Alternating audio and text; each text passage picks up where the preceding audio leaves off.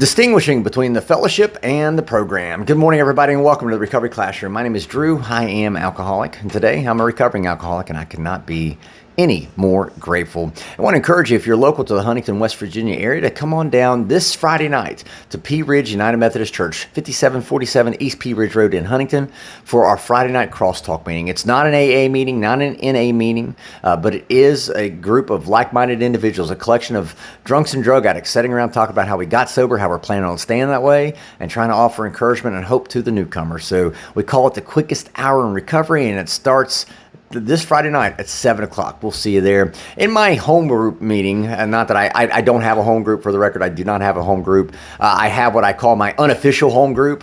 I go to that meeting every Sunday night, and I absolutely love it, and that's why I call it my unofficial home group. We had this discussion last night, the difference between the fellowship and a program, and I thought it's something that is perfectly in line with what we'll be discussing over the next couple of weeks, sporadically over the next couple of weeks, but I thought this was a great way to start. There is a huge difference between the fellowship and the program. The fellowship involves many people who share a common interest, a common goal, if you will, commonalities, common thought processes and thought patterns. You know, the fellowship circles around people, whereas the program centers around the individual.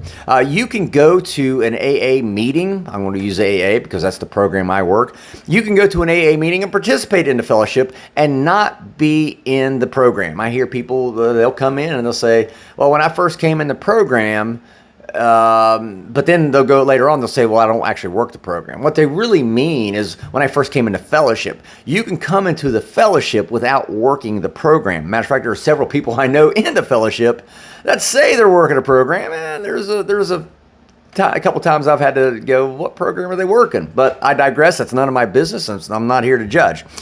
Just because you go to a meeting does not mean you're automatically working a program. So if I go to an AA meeting, does not mean I'm automatically working an AA program.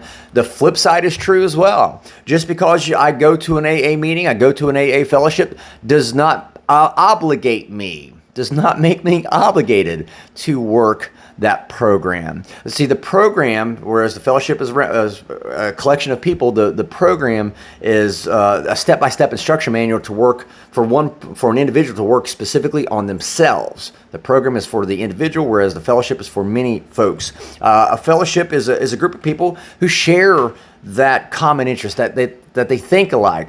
For me, when I came back into the rooms, I didn't want the program, but it at least made sense in my head to hang out with people who would solve their drinking problem. And I was going to find the majority of those people hanging out in meetings. So that's why I went to the meetings, to where they fellowshipped at. And I was able to talk to them one-on-one. And eventually the fellowship led me into beginning working a program. So the fellowship of like-minded people allowed me to move my thought processes and my goals, if you will. It allowed me to move from, I just want to hang out with people, to, okay, let me see if I can work on myself. So the fellowship led me into the program. AA fellowships, they take it a step further. Yes, they have people who share a common interest, maybe like sobriety. They have a group of like-minded individuals, people who think alcoholically, like I do.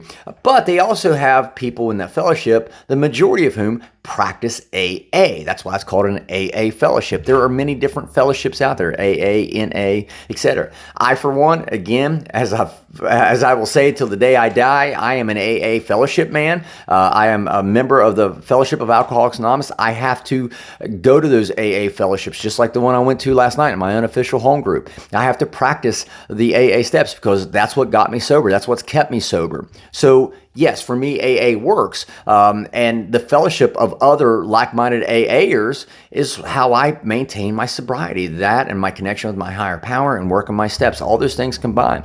And a lot of people ask me, well, Drew, how does that relate to Crosstalk? Because Crosstalk is an AA. You're right. Crosstalk is not an AA meeting. It's not an AA fellowship, but rather it's just a fellowship.